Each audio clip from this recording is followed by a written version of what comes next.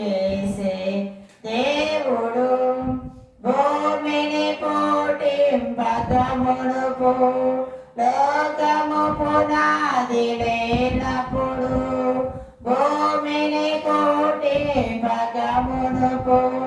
లోకము పునాది లేనప్పుడు దేవుడు దేవుడు యేసే దేవుడు మన దేవుడు దేవుడు యేసే దేవుడు హల్లెలూయా హల్లెలూయా హల్లెలూయా హల్లెలూయా హల్లెలూయా హల్లెలూయా హల్లెలూయా హల్లెలూయా తరతరాలలో యుగ యుగాలలో జగ జగాలలో దేవుడు దేవుడు యేసే దేవుడు పార్వతములు పూటకమునుపు నరునికి రూపము లేనప్పుడు పార్వతములు పూటకమునుపు నరునికి రూపం లేనప్పుడు దేవుడు దేవుడు యేసే దేవుడు హల్లెలూయా హల్లెలూయా హల్లెలూయా హల్లెలూయా హల్లెలూయా హల్లెలూయా హల్లెలూయా హల్లెలూయా తరతరాలలో యుగ యుగాలలో జగ జగాలలో దేవుడు దేవుడు యేసే దేవుడు సృష్టికి శిల్పకారుడు జగతికి ఆది పురుషుడు సృష్టికి శిల్పకారుడు జగతికి ఆది పురుషుడు దేవుడు దేవుడు యేసే దేవుడు మన దేవుడు దేవుడు యేసే దేవుడు హల్లెలూయా హల్లెలూయా హల్లెలూయా హల్లెలూయా హల్లెలూయా హల్లెలూయా హల్లెలూయా తరతరాలలో యుగ యుగాలలో జగ జగాలలో దేవుడు దేవుడు యేసే దేవుడు మన దేవుడు దేవుడు యేసే దేవుడు హల్లెలూయా హల్లెలూయా హల్లెలూయా హల్లెలూయా హల్లెలూయా హల్లెలూయా హల్లెలూయా ప్రియదవచనమా ప్రియజనములారా ఇప్పటి వరకు పాటలు పాడుకుని తమ్ముడు కనపరిచాం కనుక వాక్య పరిచయంలోకి వెళ్ళే ముందు చిన్న ప్రార్థన చేసుకుందాం. మహాపరిషుడు మహోన్నతుడు సర్వోన్నతుడు సరస్సు సంపూర్ణమైన మా యేసు రాజా మీకు వందనాలు స్తోత్రాలు స్తోత్రాలు స్తోత్రాలు నారా. ఎంతైనా నమ్మదగిన దేవుడు, ఎంతైనా గొప్ప దేవుడు, గొప్ప కార్యములు జరిగించు నీతి గల ఆధిపతి నీకు వందనాలు స్తోత్రాలు నాయన. అయా ఈ ఉదయకాల సమయంలో నీ పాద సన్నిధిలో ప్రభా లేఖన భాగాల్లో నుండి శ్రేష్టమైన దీవెనకరమైన అమూల్యమైన విలువైన మాటలు మాకు తెలియచేయండి. జుంటి దేని దానికన్నా శ్రేష్టమైన మాటలు మాకు తెలియచేయండి. మీరు మాతో మాట్లాడండి ఇస్తాయా అయా నీ దాసులను ఎక్కువచాడునా నీ సిలువ చాట మరుగుపరచండి. వాక్యం ద్వారా మీరు మాతో మాట్లాడి బలపరి స్థిరపరచమని యేసయ్య శ్రేష్టమైన పరిశుద్ధ నామములో వేడుకొని ప్రార్థన చేయించున్నాను తండ్రి, ఆమేన్. దైవజనమా, దైవ గ్రంథంలో నుండి రోమిలికి రాసిన పత్రిక 8వ అధ్యాయము 12వ వచనం చదువుకున్నట్లయితే, కాబట్టి సహోదరులారా శరీరానుసారంగా ప్రవర్తించుటకు మనము శరీరములకు రుణస్థులము కాము. మీరు శరీరసారంగా ప్రవర్తించిన ఎడల సావలసిన వారై ఉందురు, కానీ శరీరము ఆత్మ చేత క్రియలను చంపిన ఎడల దేవుని ఆత్మ చేత ఎందరూ నడిపించబడుదురో వారందరూ దేవుని కుమారులై ఉందురు. ప్రియనవచనమా, ఇక్కడ మనం చదువుకున్న వాక్య భాగంలో రెండు మాటలు మనం చూస్తాం. ఒకటి శరీరానుసారమైన ప్రవర్తన, రెండవది ఆత్మానుసారమైన ప్రవర్తన. నా ప్రియ సహోదరి, నా ప్రియ సహోదరుడా, దేవుని వాక్యం చాలా సూటిగా స్పష్టంగా మనతోనే మాట్లాడుచున్నాడు. సహోదరులారా, శరీరానుసారంగా ప్రవర్తించుటకు శరీరమునకు మనం రుణస్థులము కాము. ఎందుకంటే మన శరీరం ఎక్కడి నుండి వచ్చిందంటే మట్టి నుండి తీయబడింది, మళ్ళా మట్టికే వెళ్ళిపోతాం. దీనికి మనం రుణస్థులము కాము. దైవ గ్రంథం మనం చూస్తున్నట్లయితే శరీరానుసారంగా ప్రవర్తించిన ఎడలా మీరు సావలసిన వారై ఉందురు. నా ప్రియ సహోదరుడా, నా ప్రియ సహోదరి, ఈ శరీరానుసారంగా మనం ప్రవర్తిస్తే, శరీరానుసారంగా మనం నడిస్తే మనం సావలసిన వారమే కానీ మనం బ్రతికిన వారం కాదని దేవుడి వాక్యము తెలియజేస్తుంది. ఇక్కడ జ్ఞాపకం చేసుకుంటే ఆత్మ చేత శరీర క్రియలను చంపినలా దేవుని ఆత్మ చేత ఎందరూ నడిపించబడుదురో వారందరూ దేవుని కుమారులై ఉందురు. నా ప్రియ సోదరుడా, ఈ రోజున ఇక్కడ కూర్చున్న ప్రతి బిడ్డ కూడా ఒకసారి పరిశోధన చేసుకోవాలి, పరీక్షించుకోవాలి. మనం శరీరానుసారంగా ప్రవర్తిస్తున్నామా, లేకపోతే ఆత్మానుసారంగా ప్రవర్తించే వారికి ఉన్నామా? ఆత్మానుసారంగా ప్రవర్తించే వారిగా ఉంటే శరీరం అనే క్రియలను చంపేవారికి ఉంటాం. శరీర క్రియలను చంపాలంటే మనలో అయితే కాదు, మనమైతే చేత కాదు. శరీర క్రియలను చంపాలంటే ఆత్మదేవుడు ఉన్నాడు కదా, ఆత్మానుసారంగా నడిచినట్లయితే, ఆత్మానుసారంగా బ్రతికినట్లయితే, ఆత్మానుసారంగా జీవించినట్లయితే శరీర క్రియలు చచ్చిపోతాయి. దేవుని వాక్యం చాలా స్పష్టంగా మాట్లాడుచున్నది. ఆత్మ చేత శరీర క్రియలు చంపినలా. ఎలా చంపాలంట? ఆత్మ చేత చంపాలంట. అంటే శరీరాన్ని పోసుకోవాలా? శరీరాన్ని మరి వెనుక రాడ్లు పెట్టి దీన్ని చంపేసేయాలా? అలా కాదు నా తల్లి. శరీరము, ప్రాణము, ఆత్మ మూడు ఉంటేనే మనిషిగా బ్రతికి ఉండాలనే సత్యాన్ని తెలుసుకోవాలి.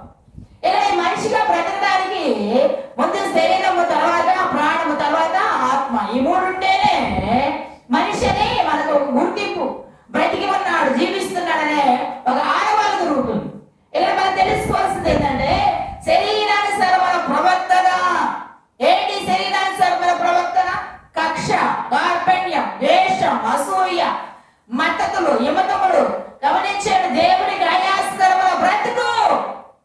ఈ బ్రతుకు మనం చంపేయాలి, చంపేయాలి. చంపకపోతే ఏం చేస్తారంటే ఆత్మ చేత శరీరం చంపిన మీరు జీవిస్తారు. ప్రియదవచనమా, ఒకసారి ఆలోచించండి. మనం ఎలా ఉన్నాం? మన ప్రవర్తన ఎలా ఉంది? మన జీవిత శైలి ఎలా ఉంది? మనం ఎలా దేవునికి ఇష్టడుగా, ప్రియులుగా ఉండాలి అంటే మన శరీర క్రియలన్నీ చంపబడాలి. మన శరీర క్రియలు చంపబడాలంటే అది మన వల్ల కాదు. మనము చేయకూడదంటాం, చేస్తాం. ఇది చూడకూడదని చూస్తాం, ఇది మాట్లాడకూడదు మాట్లాడతాం. కానీ ఆత్మ దేవుడు ఉన్నాడు కదా, ఆత్మను, జీవాత్మను ఊదిన ఆ దేవుని ఆత్మ మనలో ఉన్నప్పుడు మనం ఏం చేస్తామంటే శరీర క్రియలను చంపడానికి ఆస్కారం దొరుకు. శరీర క్రియలు చంపడానికి ఆస్కారం దొరకడానికి కారణం ఏంటంటే పరిశుద్ధాత్మ జీవాత్మలుగా జీవించు ప్రాణి అని దేవుడి వాక్యము తెలియజేస్తుంది. అది ఎక్కడి నుండి వచ్చింది ఈ ఆత్మ అంటే దేవుని నాసికారంధ్రంలో నుండి. మన నాసికారంధ్రం ఊదినప్పుడు మనం జీవించే ప్రాణం అయ్యాం కదా. ఆ ఆత్మ దేవుడు మనలో ఉన్నాడు, మనతో ఉన్నాడు కదా. ఆ ఆత్మ చేత శరీర క్రియలు చంపేయాలి. దేవుని వాక్యం తెలియజేస్తుంది. దేవుని వాక్యం దేవుడు మనతో మాట్లాడుచున్నాడు. ఆత్మానుసారంగా నువ్వు జీవిస్తే, లేకపోతే ఆత్మానుసారంగా నువ్వు బ్రతికితే నువ్వు జీవమును సమాధానం కలిగి ఉంటావు. ఆ జీవమును సమాధానం నీకు పొందుకోవాలంటే నువ్వు ఆత్మను అనుసరించి నడవాలి. ఆత్మానుసరమైన బ్రతుకును బ్రతకాలి. ఆత్మానుసరమైన జీవితాన్ని కొనసాగించాలంటే మొదటిగా నీ చూపులను మార్చుకోవాలి. చూపులు మార్చుకోవాలి. చూడకూడదు చూడకూడదు, చూడకూడదు చూడకూడదు. తర్వాత రెండోది నీ చెవులను దేవుని వైపు తిప్పాలి. వినకూడదు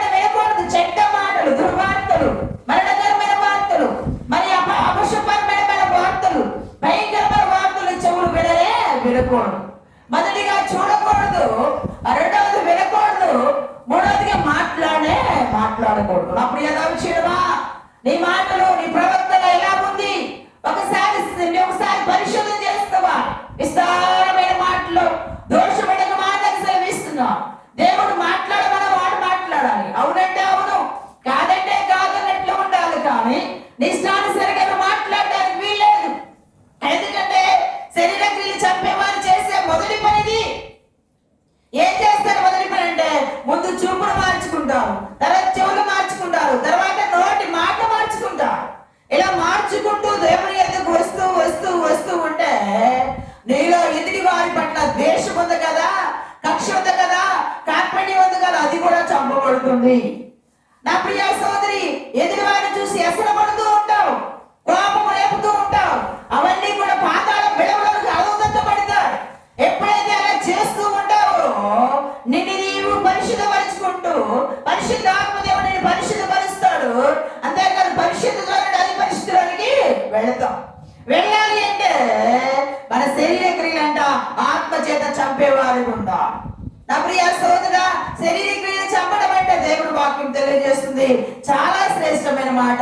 నీ మనసంతా దేవుడై ఉండా, దేవుని ఆత్మతో నింపబడాలి. దేవుని గురించిన మాటలు, దేవుని గురించిన వాక్యం, దేవుని గురించిన ధ్యానం, దేవుని గురించిన ఆశ, దేవుని గురించిన ఆక్రందన నీలో ఉన్నప్పుడు శరీర క్రియలు చంపబడుతూ ఉంటాయి, ఆత్మక్రియలు వర్ధిల్లుతూ ఉంటాయి, ఫలిస్తూ ఉంటాయి.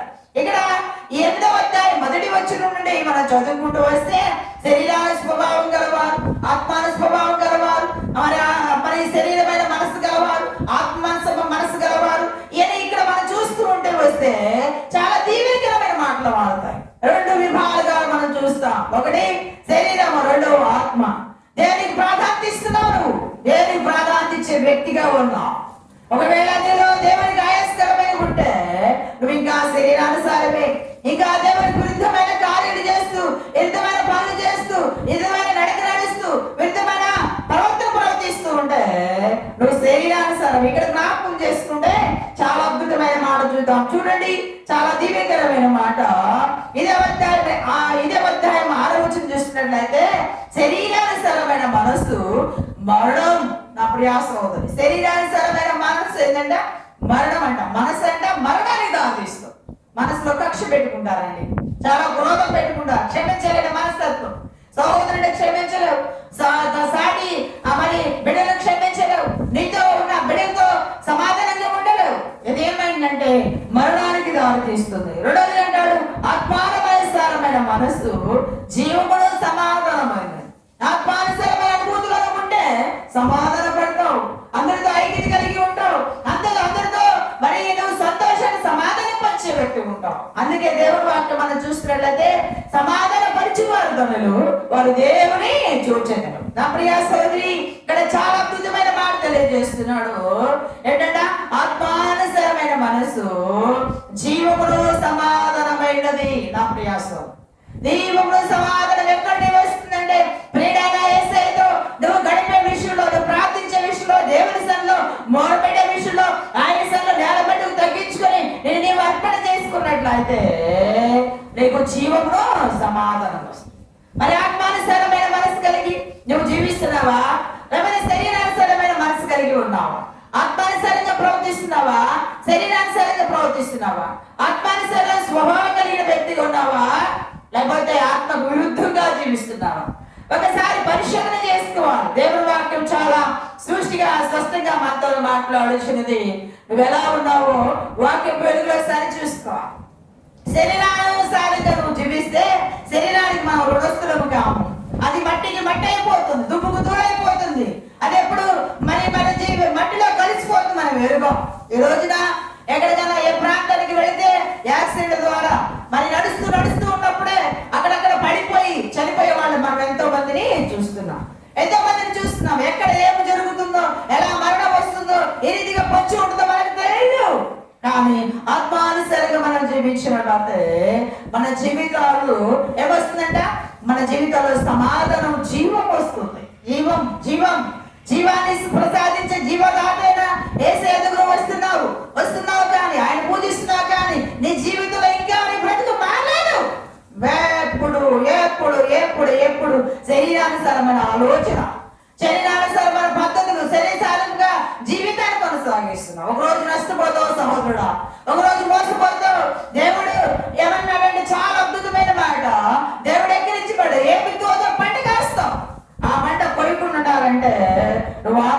ఆత్మానుసారంగా ఉన్నాం, ఆత్మానుసారంగా ప్రవర్తించాలి. ఆత్మానుసారంగా ప్రవర్తించి శరీర క్రియలను చంపేవారికి ఉంటాం. చాలా మంది ఈ రోజున మనం జ్ఞాపకం చేసుకుంటే చాలా చాలా చాలా ఉత్సాహంతో ఉద్యమంతో వాళ్ళు రెచ్చిపోతూ ఉంటారు. ఎందుకు రెచ్చిపోతున్నారంటే మా అంత అందగట్టు లేరు, మా అంత సౌందర్యవంతులు లేరు, మా అంత ఉన్నతమైన ఉద్యోగాలు చేసే వాళ్ళు లేరు, మా అంత గమనించండి నా ప్రియ సోదరి, ఆస్తులు అంతస్తులు మేడ మధ్యలోని మిడిచిపడుతూ ఉంటారు, అదిరిపడుతూ ఉంటారు, అహంభావం చూపిస్తూ ఉంటారు. కానీ అవన్నీ ఒక రోజు లయమైపోతాయి, అవన్నీ ఒక రోజు కరిగిపోతాయి. కానీ జీవదాదేవ మహోన్నతుడైన మనోహరుడైన సత్యదేవుడైన దేవుడితో సహవాసం అనుబంధం కలిగి ఉంటే ఉన్న సంతోషమే, లేకపోయినా సంతోషం. గమనించండి, మన జీవితంలో ఎల్లప్పుడూ సంతోషం, ఏమీ లేకపోయినప్పటికీ కూడా, దీనదరిద్రులమైనప్పటికీ కూడా దేవాది దేవుడు మనం ఆత్మానుసారంగా ప్రవర్తిస్తే ఈ శరీరం పాతి పెట్టబడుతుంది, ఆత్మ జీవింపజేస్తుంది. మన జీవితాలు ఎలా ఉన్నా, మనం ఎలా ఉన్నాం మనం జ్ఞాపకం చేసుకుంటే దేవుడి వాక్యం దేవుడు మనతో మాట్లాడుచున్నాడు. ఆత్మఫలములు ఏమనగా అంటాడు. ఆత్మఫలములు ఏమనగా అనగా ప్రేమ, సంతోషం, సమాధానం, దీర్ఘశాంతం, మంచితనం, ఆశీర్వాదం ఎంత శ్రేష్టమైనవి. గమనించండి, శరీరానుసారమైన క్రియలు ఏమిటంటే, శరీరానుసారమైన ప్రవర్తన ఏంటంటే ద్వేషం, కక్ష, కార్పణ్యం, వీక్ష, అసూయ, మచ్చరం అనేకమని ఉన్నాం. ఎలా ఉన్నావు? నీ జీవితం దేవుడి ఎదుకు వస్తున్నానని చెప్పుకున్నావు, దేవుడి వల్ల ఉండాలనుకున్నావు, దేవుడి వల్ల మారాలనుకున్నావు, కానీ ఇంకా నీలో మార్పు రాలేదు, ఇంకా నువ్వు పరిపూర్ణత చెందలేదు. ఎందుకంటే నువ్వు శరీరానుసారంగానే ప్రవర్తిస్తున్నావు, శరీరానుసారంగా జీవిస్తున్నావు. శరీరానుసారమైన ప్రవర్తన, శరీరానుసారమైన మనస్సు, శరీరానుసారమైన స్వభావం అది మరణానికి దేవుడు దారిస్తుంది. కానీ ఆత్మానుసారంగా జీవించినట్లయితే ఆత్మ ఏం చేస్తుందంట? దేవుని కుమారుడుగా, దేవుని కుమార్తెలుగా చేస్తుంది. దేవుని సన్నిధిలో మన జీవితాలను ఆయనకు అర్పణగా బలిగా అర్పిస్తాయి. గమనించండి, ఇక్కడ మనం చూస్తున్నట్లయితే 16వ అధ్యాయము 16వ వచనం చూస్తున్నట్లయితే మనము దేవుని పిల్లలమనే ఆత్మ మన ఆత్మతో కూడా సాక్ష్యం ఇచ్చుచున్నది. ప్రియ సోదరి, దేవుని పిల్లలం మనం ఎవరు అంటే దేవుని పిల్లలమని మన ఆత్మతో కూడా దేవుని ఆత్మ మన ఆత్మతో కలిసి సాక్ష్యం ఇచ్చుచున్నాడంట. మనం ఎలా ఉన్నాం? మన ఆత్మ మనల్ని ఒకసారి పరిశోధన చేసుకుంటే, మనం ఒకసారి ఆత్మదేవునితో అనుసంధానమై ఉంటే మన ఆత్మతో చెబుతుంది, దేవుని ఆత్మ మన ఆత్మతో చెబుతుంది, నువ్వు నా కుమారుడు, నా కుమార్తెవు, నా రాయివారివి, నా పనిముట్టువు, నా సేవకురాలు, నా సేవకుడు అని చెబుతుంది. దేవుని ఆత్మ లేకపోతే నువ్వు ఎలా ఉంటావంటే ద్వేషించే వ్యక్తిగా ఉంటావు. అన్ని కూడా అబద్ధత, నీ మనసంతా చికాకు, చింత, కలవరం, కార్పణ్యం, నా ప్రియ లోక భోగాన్ని అంతా సమకూర్చుకోవాలనుకుంటాం. లోకంతా నాదే నాదే, నా సొంతం అని నువ్వేం చేస్తావంటే అదిరి పడతావు, ఆశ పడతావు, వాటి మీద ఆలోచన కలిగి ఉంటావు. ఒక రాజుగారంట మరి ఇద్దరు మనుషులు పిలిచారంట. ఇద్దరు మనిషి పిలిచి అడిగాడంట, వరా మీరు నాకు నమ్మకమైన బిడ్డలుగా ఉన్నారు, నా సైన్యంలో నమ్మకమైన వ్యక్తులుగా ఉన్నారు కనుక మీకు నేను ఒక భూమి ఇవ్వాలనుకుంటున్నాను. భూమి ఇవ్వాలి. ఆ భూమి ఇవ్వాలంటే మీరు ఎంతవరకు పరిగెత్తావో అదంతా మీ సొంతం అవుతుంది రా అన్నాడంట. అనగానే ఈ రాజుగారు ఎప్పుడైతే చెప్పాడో ఈ ఇద్దరు కూడా ఆలోచన చేశారు. ఏమైనా ఆలోచన చేశారు తెలుసా? మనం ఎంతవరకు పరిగెత్తాం అంతా భూమి మందే కాబట్టి మనం పరిగెత్తాం అని పరిగెత్తుకుంటా ఇద్దరు వెళ్ళారంట. ఒక వ్యక్తి పరిగెత్తుకుంటా వెళ్తూ ఉన్నాడంట. వెళ్తూ ఉంటే ఇంకో వ్యక్తి అంట పరిగెత్తుకుంటూ వెళ్ళి సగం తిరిగి వచ్చేసాడు. మొదటి వ్యక్తి ఏమో పరిగెత్తుతున్నాడు, ఈ భూమి అంతా నాదే అన్నాడు కాబట్టి పరిగెత్తుతున్నాడు. ఇంకో వ్యక్తి ఏం చేస్తాడంటే మితముగా తనకు కావలసిన వరకు అతడు పరిగెత్తి వెనక్కి వచ్చాడంట. వెనక్కి వచ్చి రాజుగారి దగ్గర నుంచొని, రాజుగారిని అంతవరకే పరిగెత్తాను, అది నాకు చాలు అన్నాడంట. ఇంకో వ్యక్తి ఏం చేశాడు? పరిగెత్తుకుంటూ వెళ్ళి పరిగెత్తుకుంటూ వచ్చి ఒక్క బారిన పడి చచ్చిపోయాడంట. నా ప్రియ సోదరి, ఈ రోజు మనుషులు ఎలా ఉన్నారంటే లోకంలో నాది, నా సొంతం నాది, ఈ లోకం నాది, ఈ లోకంలో ఉన్నవి నావి, ఈ లోకంలో ఉన్న ఆస్తులు, అంతస్తులు, మేడ మిద్దులు, ఈ బిల్డింగ్, ఈ ఐశ్వర్యం, ఈ ఘనత, ఈ పేరు, ఈ ప్రత్యక్షతలు, ఈ ఉద్యోగం, ఈ ఉన్నతమైన స్థితులని వాడివే పరిగెత్తి పరిగెత్తుతున్నారు. ఒక రోజున 6 అడుగులు జారడం నీకు కావాల్సింది, 6 అడుగులు నీకు కావాలి. అంతకన్నా నువ్వు ఎక్కువ పరిగెత్తావంటే ఒక రోజు నష్టపోతావు. ఇతడు ఏం చేశాడంటే పరిగెత్తుకుంటూ వచ్చాడు, కానీ దాన్ని స్వాధీనపరుచుకునే మనుషుడు లేకపోయాడు. నా ప్రియ సోదరి, ఈ లోకం అంతా కూడా నటనా జీవితం, ఈ లోకం మాయ, ఈ లోకం వ్యర్థం, ఈ లోకంలో ఉన్నదంతా నిష్ప్రయోజనం. ఈ లోకాన్ని, లోకంలో ఉన్న వాటిని మనం విసర్జించి, వాటిని విడిచి, వాటిని చంపేసి మనం క్రీస్తులో బ్రతికే వాళ్ళకు ఉండాలి. ఇక్కడ జ్ఞాపకం చేసుకుంటే శరీర క్రియలంతా చంపాలంట, ఆత్మ చేత చంపాలంట. ఎలా చంపాలి? ఆత్మ చేత చంపకపోతే ఎప్పుడైనా కానీ ఆ శరీర క్రియలు మీలో ఉంటే ఒక రోజున లెగుస్తావు, మళ్ళా శరీరానుసారంగా మళ్ళా వెళ్ళిపోతావు. ఆత్మ చేత చంపితే, ఆత్మ చేత నీ శరీర క్రియలు చంపితే ఎన్నడిగవి బ్రతకవు. గమనించిన చాలా మంది, నేను త్రాగుడు మానను, త్రాగుడు మాంటాను, త్రాగుడు మానననే వాళ్ళు ఉంటే త్రాగుడు మాంటనే వాళ్ళు ఉంటారు. త్రాగుడు మాననని జనవరి 1 రోజు చెప్తారు, మళ్ళా 4-5 నెలల తర్వాత మళ్ళా త్రాగడం ప్రారంభిస్తారు. ఎందుకు అయ్యాలో తాగామంటే అక్కడ చెప్తారు ఏంటంటే, నేను ఈ కుటుంబ సమస్యలు, ఈ కుటుంబ భారాన్ని, ఈ కుటుంబంలో ఉన్న బాధ్యతలు మోయడానికి ఎన్నో ఇబ్బందికరమైన పరిస్థితులు వచ్చాయి కాబట్టి మళ్ళా నేను త్రాగుతున్నానంట. అంటే వాళ్ళు ఎలాంటి వారు అంటే శరీరానుసారంగా దేవుని మందిరానికి వచ్చారు, శరీరాన్ని, లోకాన్ని మళ్ళీ ఆశించి విడిపోయారు. కానీ దేవుని ఆత్మ చేత శరీర క్రియలు చంపినట్లయితే మనం జీవిస్తాము. రెండవదిగా, దేవుని ఆత్మ చేత ఎందరూ నడిపించబడుతారో వారందరూ దేవుని కుమారులు. దేవుని ఆత్మ చేత నడిపించబడాలి, మన చేత కాదు, మనం కాదు నడిపించేది, దేవుని చేత మనం నడిపించబడినట్లయితే మన జీవితాల్లో దేవుని కుమార్తెలుగా, దేవుని కుమార్తెగా ఉండే అవకాశం, భాగ్యం మనకు దొరుకుతుంది. మన జీవితాలు ఎలా ఉన్నా, మరణాన్ని సంపాదించుకున్నామా, జీవాన్ని సంపాదించుకున్నామా, సమాధానం కలిగి ఉన్నామా, అందరితో సమాధానం ఉందాం. చేతనైతే, సఖ్యమైతే అందరినీ ప్రేమించాలి, అందరితో సమాధానం కలిగి ఉండాలి, అందరితో అనుబంధం, ప్రేమ సంబంధమైన ఆదరణతో కూడిన మంచి మాటలు, మంచి పలకరింపు, ప్రేమనిచ్చే వారిగా ఉండాలి. ఆ ప్రేమ మాధుర్యాన్ని అనేకులు పంచితే వాళ్ళ హృదయాలు ఉత్సాహం, ఉద్యమం వస్తుంది. కక్షణ ఇత్యావనుకో, ద్వేషాన్ని ఇత్యావనుకో, దేశమనే మరి పంట నువ్వు వస్తావని సత్యాన్ని నువ్వు గుర్తెరగాలి. గమనించినప్పుడు ఏమవుతుంది, రాత్రి కాల సమయంలో మనము నిద్రపోయే ముందు ఎవరైనా వచ్చి మనల్ని ఏదన్నా భయంకరమైన మాట మాట్లాడారనుకో, మనం ఏం చేస్తాం? ఆ రాత్రి అంతా ఆలోచన చేస్తాం. ఒకవేళ ఆ భయంకరమైన వ్యక్తి నేను మాట్లాడినప్పటికి కూడా నువ్వు ఆత్మానుసారం అయితే దాన్ని పక్కన పెట్టి, దాన్ని విసర్జించి, దాన్ని విడిచిపెట్టి, దాన్ని చంపేసుకొని ప్రశాంతంగా నిద్రపోతావు. ఆత్మానుసారం చేసే పని అది, ఆత్మానుసారం చేసే జీవితం అదే. క్రీస్తు యేసునందున్న వారికి ఎలాంటి శిక్షా విధి లేదంట. ఆయన ఎందుంటే చాలు. క్రీస్తునందు జీవమును, పాపని మనం పాతి పెట్టబడుతుంది.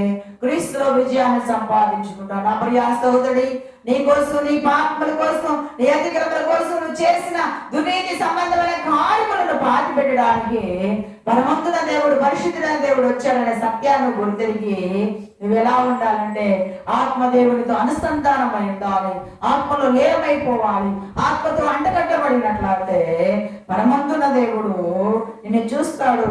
నీ జీవితంలో మేలుకరమైనవి, శ్రేష్టమైనవి, సమాధానం కూడినవి, సంతోషకరమైనవి, ప్రేమతో కూడినవన్నీ నీకు దయచేస్తాడు. ఇక్కడ జ్ఞాపకం చేసుకున్నాం చాలా చాలా శ్రేష్టమైన మాట.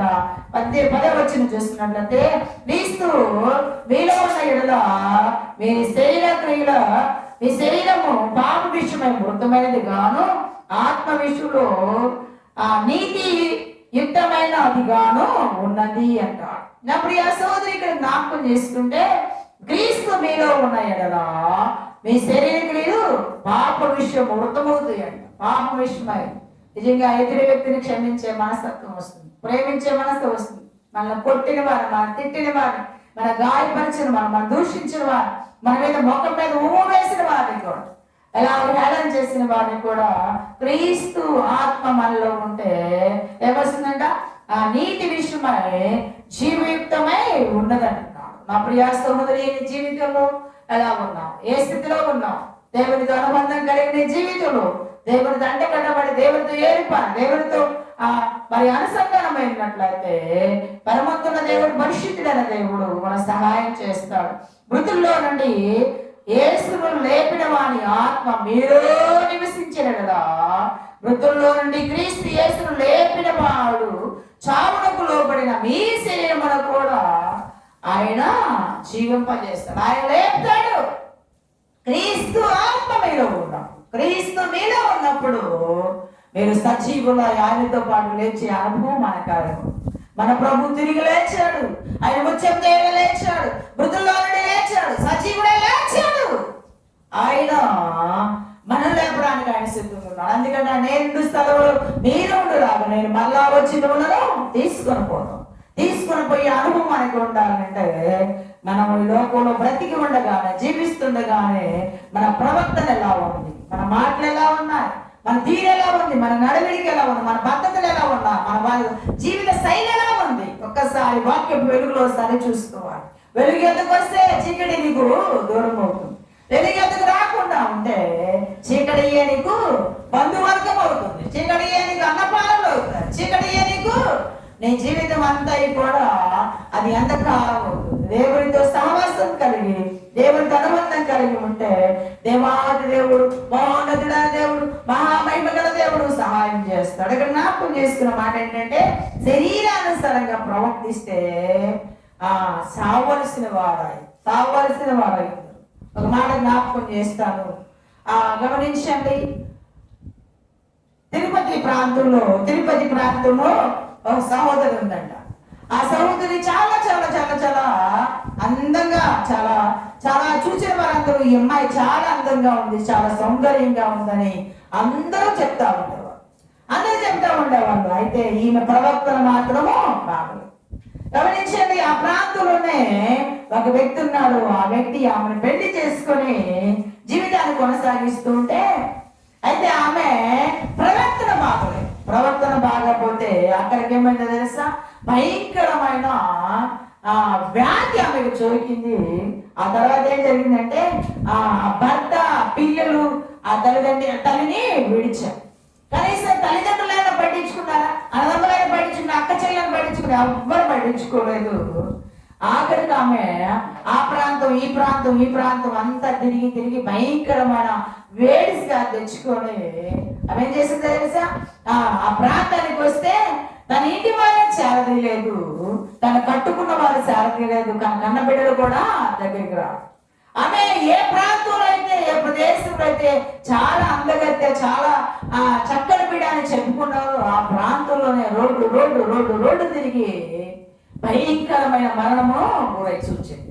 ఎందుకు చూస్తుందంటే ఈమె ప్రవర్తన మంచిగా లేదు కాబట్టి భయంకరమైన నష్టం కలిగింది. మన ప్రవర్తన జాగ్రత్తగా ఉండాలి. ప్రభువులో జీవిస్తున్నామంటే నేను అనేకమైన మంది చూస్తారు, నీ మాటలు చూస్తారు, నీ పద్ధతులు చూస్తారు, నీ వైఖరి చూస్తారు. నోటి మాటల ద్వారా కూడా ఎక్కడ ఎప్పుడు దేవునికి వ్యతిరేకమైన పనులు చేయకూడదు. దేవుని దృష్టికి, దేవుని బిడ్డలుగా, దేవుని సొత్తైన జనంగా ఉండాలంటే మళ్ళీ మనం తగ్గించుకొని ప్రభుత్వంలో మనము దేవునికి అర్పణగా బలిగా జీవించి ఆత్మీయ దేవుళ్ళు పొందాలంటే మొదటిగా మనము శరీరాన్ని చంపాలి, ఆత్మచేత చంపినప్పుడే క్రీస్తు మనలో జీవింపజేస్తాడు. ఆయనలో ఉండే అనుభూతి, అనర్హత మనం కలిగి ఉంటాం. ఆయన పిల్లలుగా ఉండే భాగ్యం దేవుడు మనకి ఇస్తాడు. అంటే దీవెన కృప మనం పొందుకోవాలని ప్రభువైన యేసయ్య నామములో తెలియజేస్తూ ఈ లేఖన భాగాలు దేవుడు దీవించి ఆశీర్వదించును గాక. ప్రార్థన చేసుకుందాం. తెల్లవంచండి ప్రార్థన.